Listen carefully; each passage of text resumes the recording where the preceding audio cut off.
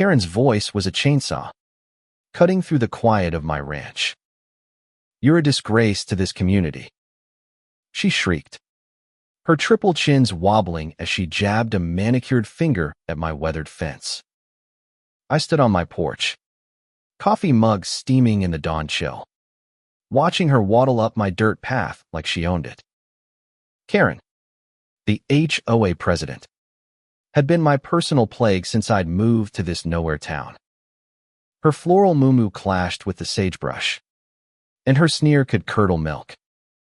She wasn't here to chat about the weather. Behind her, two armed security guards rent-a-cops with buzz cuts and egos marched like they were storming a battlefield. My land, my home, my peace. And here she was, dragging her vendetta to my doorstep. This wasn't about the fence. It never was. Karen had hated me since I refused to mow my wildflower meadow to her standards. Said it was an eyesore. Said my goats were a nuisance. Said my very existence lowered property values. I'd ignored her letters, her fines, her passive-aggressive notes taped to my mailbox. But now, she'd escalated hired muscle to enforce her petty rules. My grip tightened on the mug. This was war. "Mr. Callahan," Karen spat, her voice dripping with condescension. "Your property is a violation of HOA Code 17B. These gentlemen are here to ensure compliance."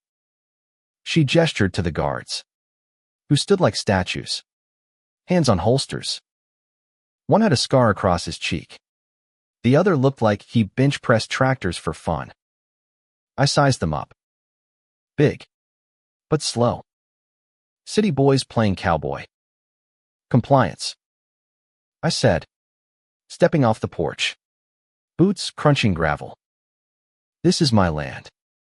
Karen, you don't get to waltz in with your goons and tell me how to live." Her eyes narrowed, lipstick cracking at the edges of her scowl. "You'll regret this. Callahan, I have authority. Power." She leaned closer, her perfume choking the air. "You're nothing but a stubborn, dirty rancher."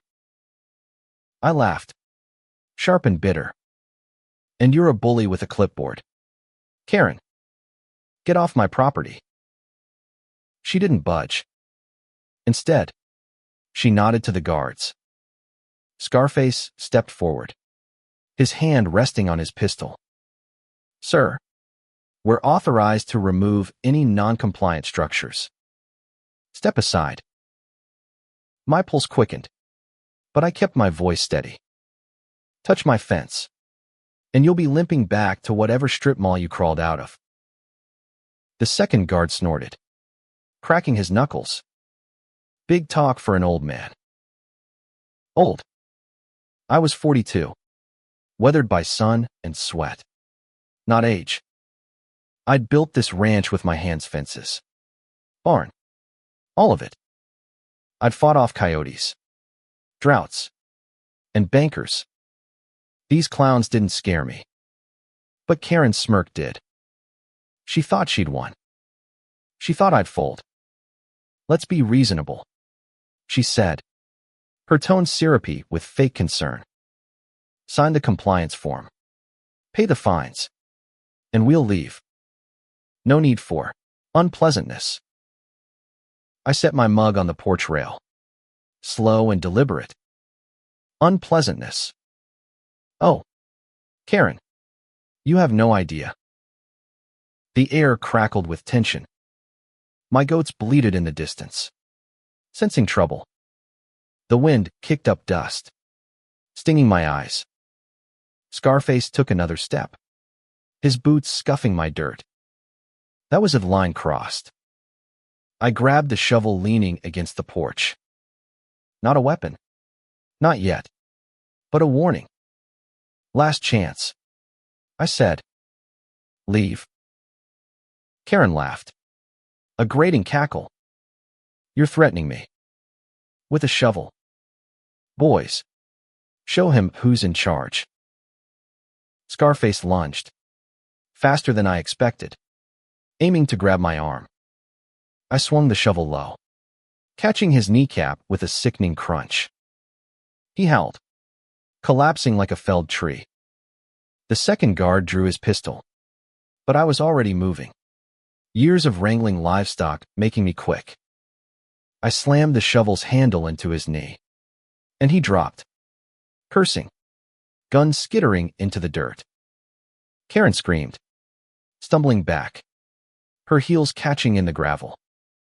"You savage. You'll pay for this." I towered over her, shovel in hand, heart pounding. "You brought this fight. Karen. You don't get to cry when you lose." She scrambled to her feet, face redder than her lipstick. "I'll sue you. I'll ruin you." I stepped closer, voice low. "Try it. I've got cameras on every corner of this ranch. You sent armed men to my home. That's assault. Karen, I'm pressing charges." Her eyes widened, but she didn't back down. She never did. That was her mistake, thinking her money, her title, her bloated sense of entitlement made her untouchable. She stormed off, vowing revenge, the guards limping behind her like wounded dogs. The next week was chaos. Karen filed complaints with the sheriff, the county, even the state. She claimed I'd attacked her unprovoked, painted me as a violent hermit. But my cameras told the truth. Grainy footage showed her goons advancing, her smug orders, my defense of my home. The sheriff, a grizzled man who'd known my family for years, wasn't buying her act. "You've got some nerve, Karen," he said at the station, tossing her complaint on his desk. "You sent armed men to a man's private property over a fence. You're lucky he didn't shoot you." She sputtered, indignant. "He's a menace. He assaulted my security team." The sheriff leaned back, chewing a toothpick. "Your security team trespassed with drawn weapons. Callahan's countersuit for assault and intimidation's got legs. You might want to lawyer up." I did more than lawyer up. I dug into the HOA's records, helped by a neighbor who'd had enough of Karen's reign. Turns out, her authority was built on lies. She'd embezzled HOA funds to pay for those guards, her vacations, even her gaudy muumuu collection. The evidence was damning: bank statements, emails, receipts. I handed it all to my lawyer, a shark named Maria who loved tearing down bullies like Karen. The courtroom was a circus. Karen sat there, fanning herself with a stack of HOA bylaws, acting like she was above it all.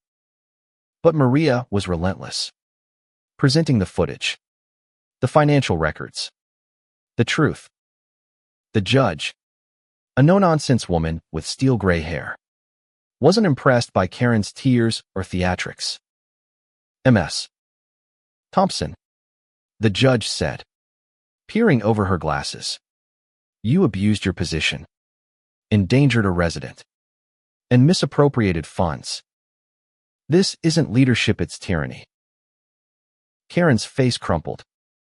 She tried to argue, but the gavel came down. The HOA was dissolved, her presidency stripped. She was ordered to pay restitution to every homeowner she'd find, plus my legal fees. My countersuit for assault stuck. Those guards weren't licensed for armed enforcement. They lost their jobs. Karen faced community service and a hefty fine. I walked out of the courthouse into the blistering sun, feeling lighter than I had in years. My ranch was mine again. No more letters. No more fines. Neighbors stopped by, some apologizing for staying silent, others offering beers and gratitude. Karen's reign was over, her arrogance shattered. But it wasn't just about winning. It was about standing up. Karen thought she could bully anyone into submission. The neighbors. The whole damn town. She didn't count on someone fighting back. Someone who'd rather break a shovel than bend a knee. Her downfall wasn't just the lawsuits or the fines. It was the moment she realized she wasn't invincible. That her power was a house of cards in a windstorm. I rebuilt my fence that summer. Taller. Stronger. With wildflowers blooming wilder than ever. The goats roamed free.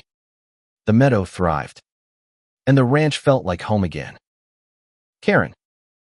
Last I heard, she'd moved to some gated community in Arizona, probably terrorizing a new set of neighbors. But she'd never set foot on my land again. Sometimes, justice isn't just a courtroom win. It's the quiet of a morning without a fight. The peace of knowing you stood your ground. For every Karen out there, there's a rancher with a shovel, ready to remind them, you don't own everyone. The end.